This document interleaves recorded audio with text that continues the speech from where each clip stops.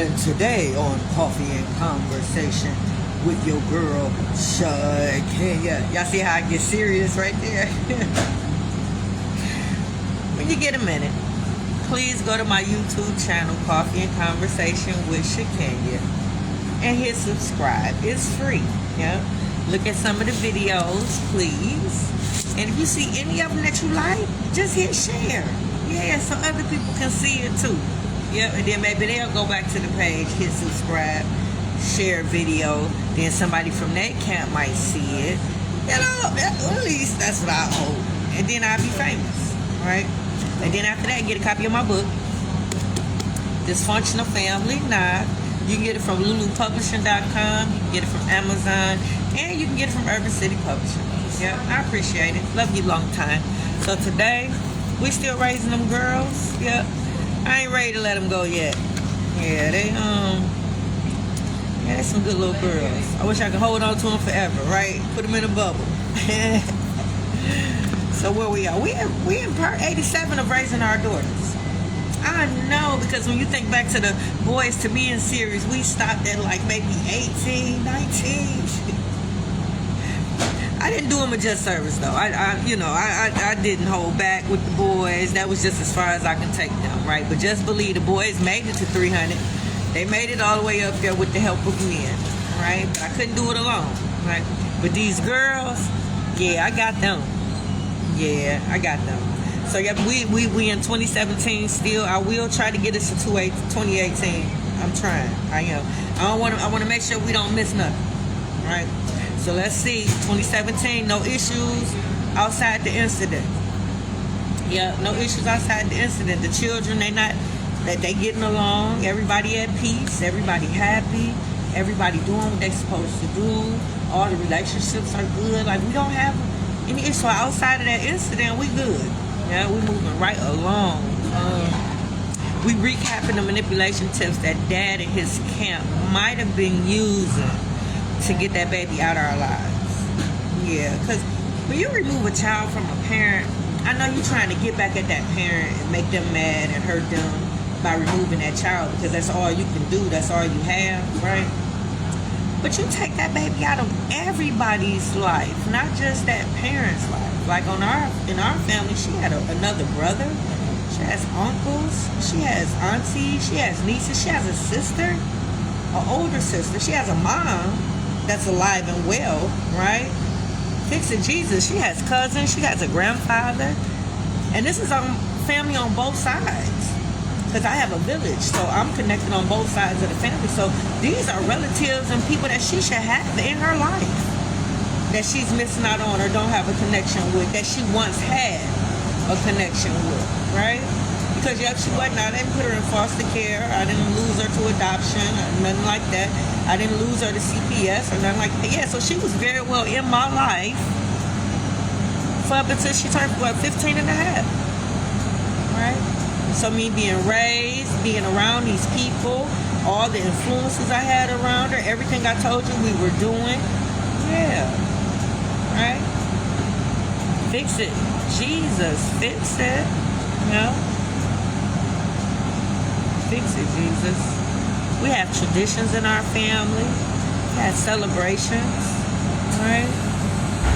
We come together, both sides of the family. Why wouldn't she need a village? Why would she have to be alone and just only have Dad and his sister and grandma when she got over 100-some people on this side of the gate to keep her safe, to teach her, to nurture her, to guide her, right? Fix it, Jesus.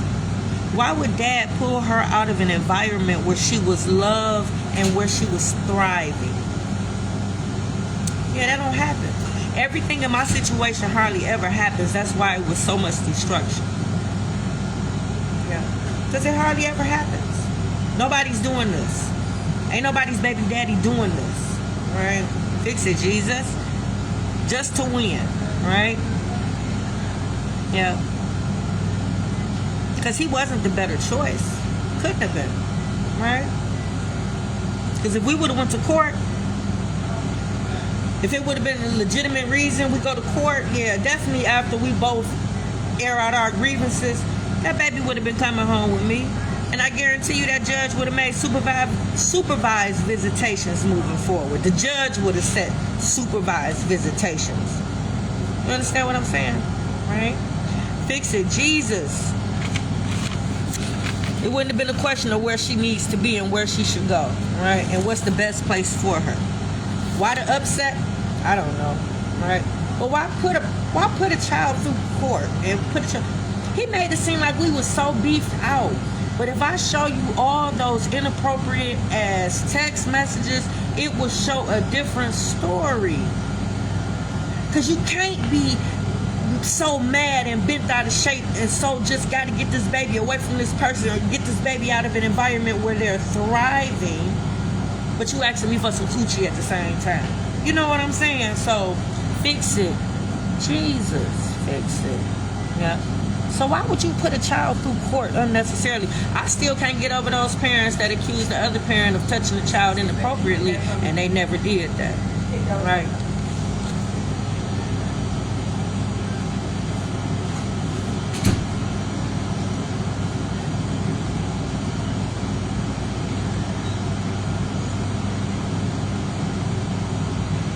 Man, I forgot about the coffee. I hope ain't nobody did nothing to my coffee. Y'all coffee me.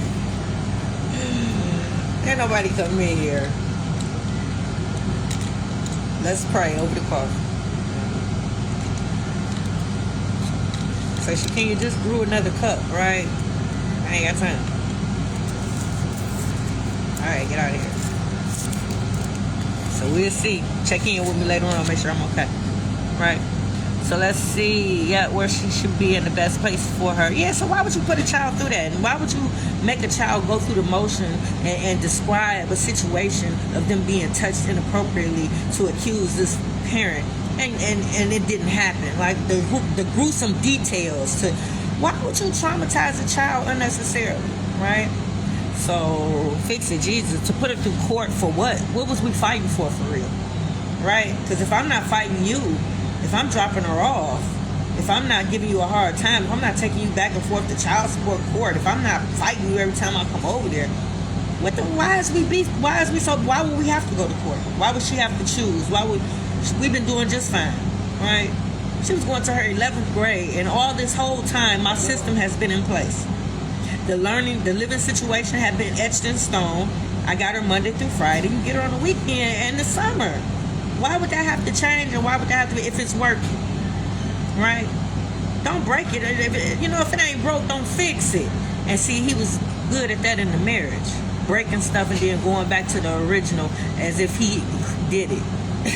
As if it was his idea. He was horrible. I tell you, he was so horrible.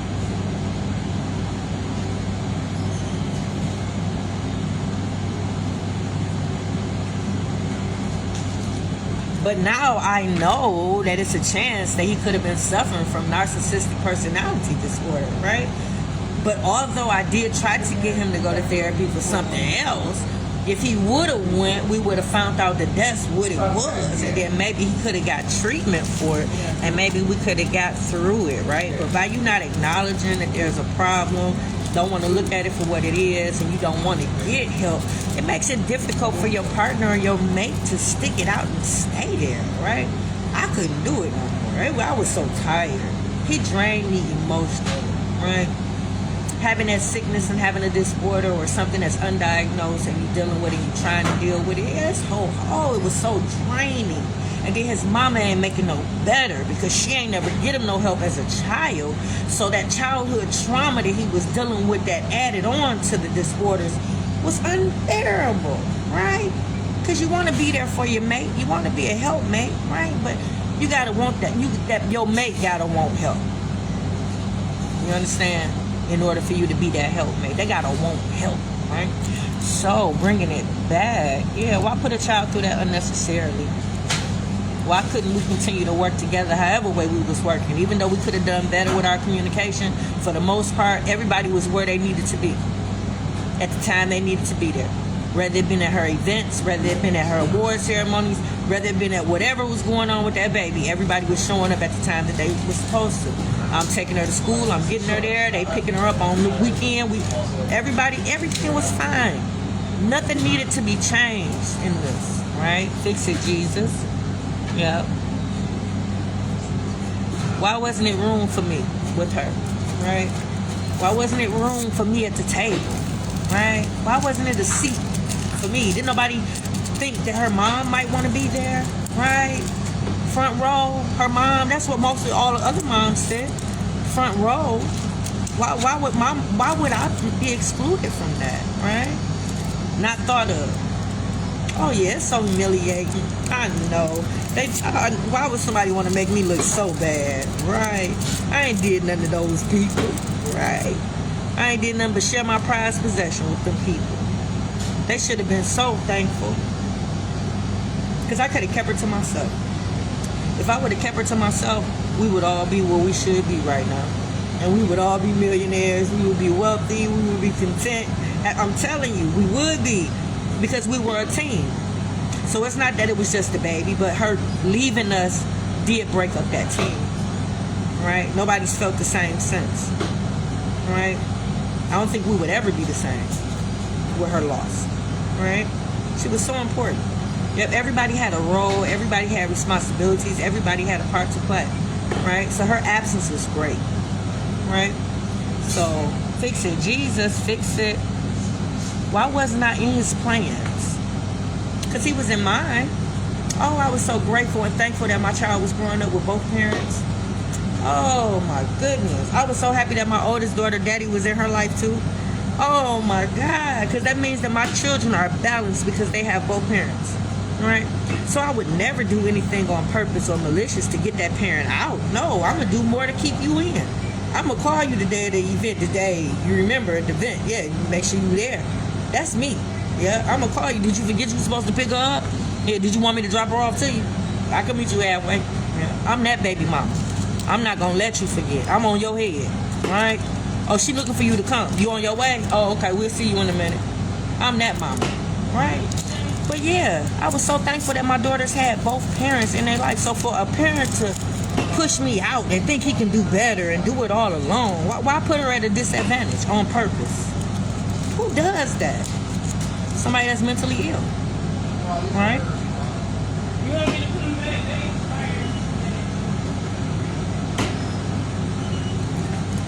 Fix it, Jesus. Fix it. Yeah. So he was in my plans. So the manipulation tips that I think Dad could have possibly used to get that baby out of my life, we're recapping. Yeah. Because the incident happened in 2017, and I'm quite sure he's trying to make that the reason why she's not in my life, whether it be him using and gaslighting the baby by using that incident, or if he's telling others to try to make it seem like I'm unfit. But here's proof, and I've shown you the manipulation tips that Dad had started using right after the divorce. So that means he had a head start, about 9 years of using these manipulation tips on the baby, right? Because yeah, for it to be such a total disconnect, that's another thing that's impossible. That doesn't happen. That's why there was so much destruction in my family, right? So we've talked about what? 8 of them. Talking bad about me to the baby, inappropriate relationships with the baby, having inappropriate conversations with my baby about me, talking to my baby about parenting concerns instead of talking to me, excluding me from things that they planned for the baby, meaning not inviting me or including me in anything, right? Not answering my calls or texts when I call about the baby, and keeping me in the dark, right? Making the baby feel like she got to choose between the houses for where she live, who she live with, as if we can't share her. We can't possibly work together. We've been working together this far, right? Right. So we went over a few more yesterday, and I delivered them to you as if I was the parent that was doing these things, right? Because it seems like you feel better thinking that I'm the one that was doing some stuff. Yeah, most mamas be doing it. Baby daddies typically don't do this type of stuff. So it just seemed like you listen more when I say I did it. What if I did it, right? So we went over those yesterday, so now I'm about to backtrack. Yeah. So let's see. Because remember, I still don't know. Yeah. I never experienced any one of my children just saying they don't want to live with me and then just going no contact and people on board with it. And yeah, because dad ain't condoning it. Yeah, dad ain't called me either or talked to me. So I know dad ain't telling her to call me, right? So 6 years, I ain't talked to my baby daddy. I ain't talked to my baby. So dad condoning it, obviously. He's encouraging it, obviously. He made the accommodations to make it happen. Yeah. Nobody talked to me or anything. But him and her made a plan for her to leave me, and she has, right? As if she wasn't loved and cared for with me, right? As if I wasn't doing what I was supposed to do, right? So after dropping her off that day, it was nothing, right? So why did her being dropped off over dad's house? If that's what she wanted, that's what he wanted, why does that mean no contact with me after? Why I still couldn't be in her life even though she was living with dad? The same as dad was still in her life when she was living with me. Yep, I shared her equally. When she was living with me, kept him abreast of everything, called him, made copies of awards and stuff. Anything he didn't have, I made sure he had, right? Fix it, Jesus. I should have got the same. So when her living arrangement changed and she went to go stay with dad, she still should have been in contact with me. I still should have been seeing her on the weekends since he had her during the week, right? Yeah, there was no need for that, you know? He couldn't even get her to school. He fought me so hard for her, convinced her that she'd be better off without me and living with him, and he couldn't even get her to school. My life was set up to be able to take her to school. I wouldn't take a job unless it had the flexibility for me to be able to take my kids to and from school.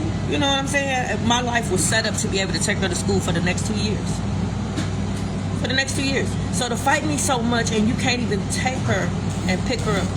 He had other people doing it. He delegated all these other mothers in my place to take her back and forth to school, to get her to practice, and probably sleeping with him. Yeah, probably sleeping with him. Yeah, convinced them that this was the better way, that I wasn't doing my part and wasn't doing what I was supposed to do, talking bad about me, using all these manipulations. Yeah, fix it, Jesus, fix it, fix it. So the next manipulation tip, I would never downplay the relationship with her sibling, right? I would never call him her half brother. Never. No. I encourage you to have a relationship with your baby mama or baby daddy's other children. Yep, your child's siblings, they should be welcomed at your home. They should be staying the night. When your baby come over for the weekend, they should be coming too. Yeah. My oldest daughter, her brother, yep, he would stay the night at my house ever since he was a little kid. And now he's an adult and she's moved out. But before she moved out, he would stay the night at my house. He'd been in my house staying the night and she wasn't even there. Because he's like one of my children. Yeah, her little brother is like my son. Right? I love the youngest, her little brother. I miss him just as much as I miss my baby. Yep, he used to call me his buddy when I would come over there. Yep, I miss him just as much as I miss my baby. When I tell you the hurt and pain just from severing all those relationships that he did purposely just to get back at me, right? Ain't that terrible? I know. He was a narcissist, and I believe he was suffering from narcissistic personality disorder. So if you ever dealt with a narcissist, then you know exactly what I'm talking about. They be hell-bent on revenge. Oh, it's no forgiveness. None whatsoever. Fix it, Jesus, fix it, right? But yeah, I would never do that. Never. Yeah, you can come over my house at any time. My children, my son's children, they siblings. Meaning that they have siblings where the mama got other babies by other people. Yep, they are welcome to come over my house. You can come over any day in the summer and see all those kids in the backyard jumping on trampoline. Yep, and all of them calling me grandma. All of them calling me grandma. Right? So yeah, that's how I raised my kids. When I was little, my dad and Bonus mom would ask about my little brother. Christmas time, they would send him a gift. They would ask about him and say happy birthday. When you know what I'm saying? My dad didn't even allow him to stay the night. That wasn't his son. That was somebody my mama had the baby. But that was my brother, right? And then when my mom passed and I got custody of my little brothers, they welcomed them in as if they're my children. It didn't matter that them was my mama's kids by somebody else. I was raising them. I had custody of them. Right, so that's the umbrella she was raised up under. Right?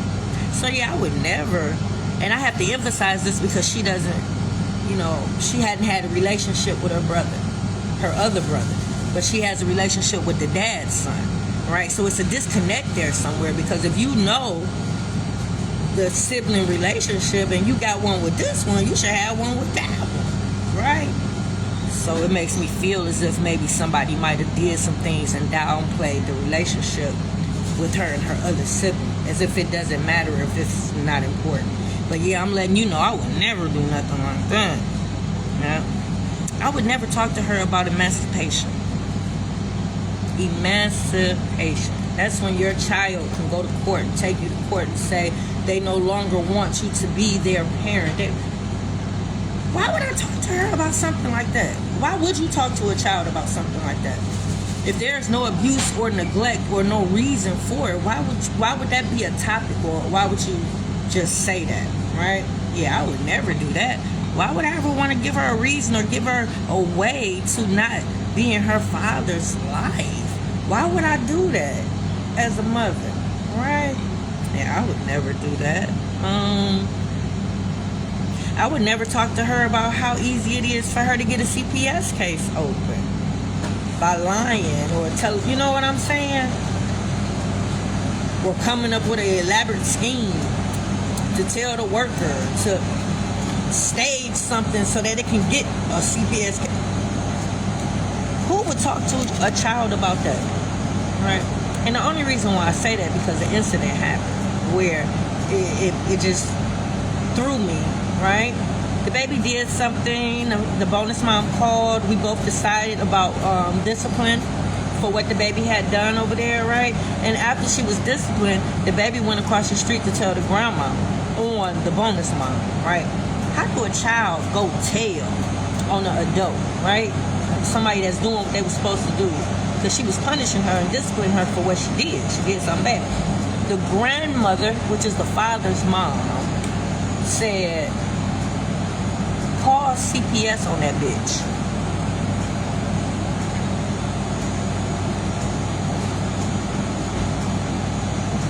This is a big mom. This is somebody big mom, right? This is somebody that's supposed to be the matriarch of the family. This is somebody that's supposed to be setting a good example. This is somebody that you look to for guidance and leadership. Instead of her disciplining the baby for what she did and sending her back across to her bonus mom, she says, call CPS. So you right there putting a child in a situation where not a child can use that to their advantage now, right? Who would do that? Who would? Fix it, Jesus. Fix it. I swear I should have kept my baby from these crazy ass people, right? The fact that dad even allowed grandma to cuss around her and cuss at her, I'm still thrown by that, because she called my baby a bitch twice that I know of. So you know that can't be the only time that she probably called that baby out of that. When I tell you I'm so against you calling your children out of their names, baby, if you're trying to raise a child with confidence, a child to know their self-worth, and a child to believe in themselves, definitely if you calling them bitches and calling them MFers and out their name, you ain't gonna get it. It's definitely a shot to their confidence. It's a blow to their ego, right? Hey, I just would never have condoned that. But he said he had it under control and it'd never happen again. But I'm just saying, I wouldn't even allow that, right? But for the grandma to give the baby the upper hand in that way.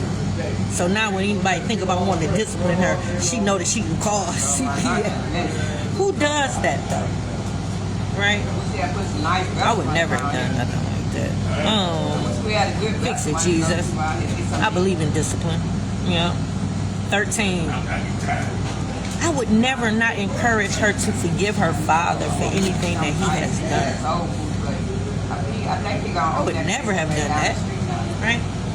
And I think this is something that has been done in my case, because I ain't heard from her in 6 years. Typically, you ain't heard from somebody. Obviously, they mad at you, they hate you. You did something that was unforgivable. Because I cut people off, I ain't talked to them for years, and those are the 3 reasons why I probably did so, right? So if I'm teaching you to stand on what you believe in, right, and they probably teaching the same thing in a different way, yeah, I'm probably not going to hear from her if I did something wrong, right? I just wish I knew what it was. Yeah, I would have been apologized, right? But it would never be a situation where her dad has done something. Yeah, I'm going to soothe her. I'm going to make her feel all right about it, and I'm going to call and let him know, right? Yeah. I would never encourage that. Yeah. I'm going to make you apologize, right? Number 14. When people would ask about him, I always say he's doing well. He's doing good. I'd be like, I just seen him at her last event. Yeah, he's doing good. I just dropped her off. Yeah, I would never say anything bad about him to other people. You know? Never. Number 15. Giving credit where credit is due. I always gave him credit for whatever it was that he did and participated in. Never took all the credit. I've always used words like us and we, and this is what we got the baby in, the baby, we got the baby in. Never made it seem like I was the only one doing everything. Yeah, I would never do that. I don't have to take credit for everything. We both should be happy about her success.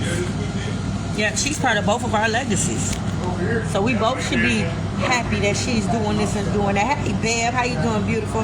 Hey, Dr. Lacey, how you doing, sir? Good morning. Sorry for the language, sir. I didn't mean it. I swear I didn't mean it. I apologize, sir. So I would never do that. Never. Number 10. Nope, we'll go back. Yep, always make sure she forgive him. Yep, I would never do that. People ask about him, I do acknowledge that he's doing well. 15, yep, give credit. Yep.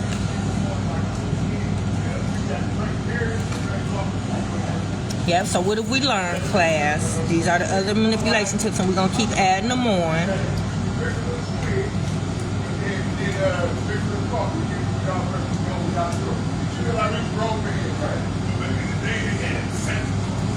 Okay, what have we learned? Number 9.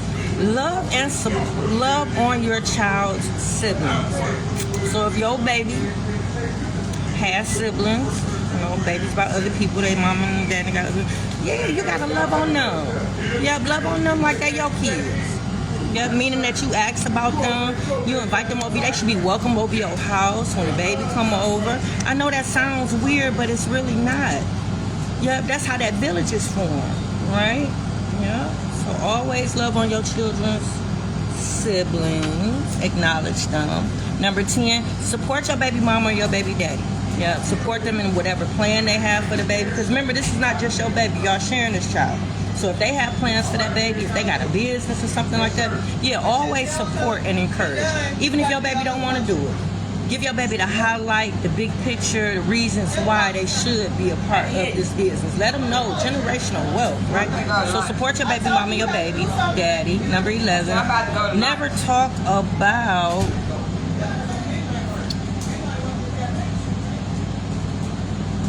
emancipation.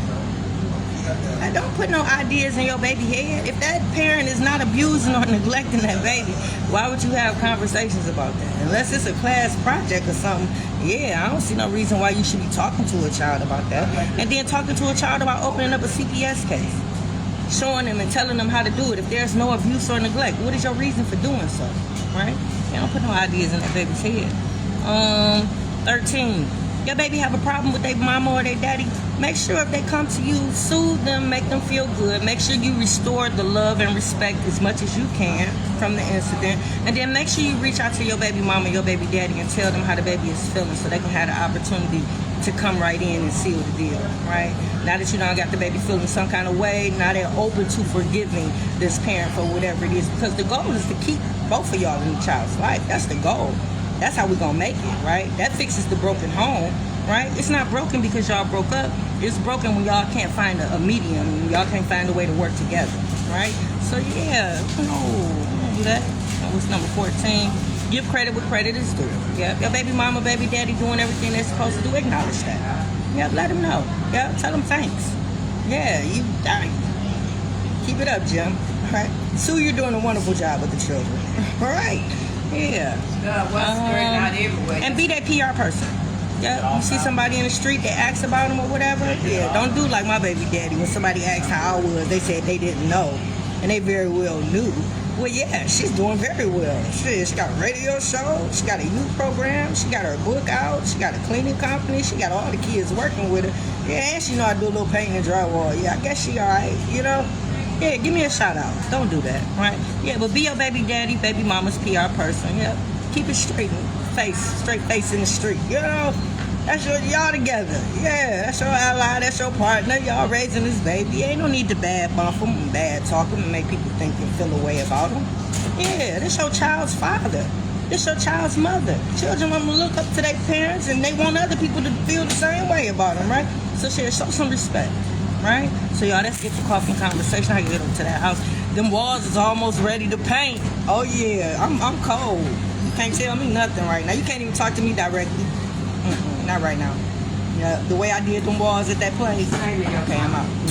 That's the number on the back of the street that they call for that.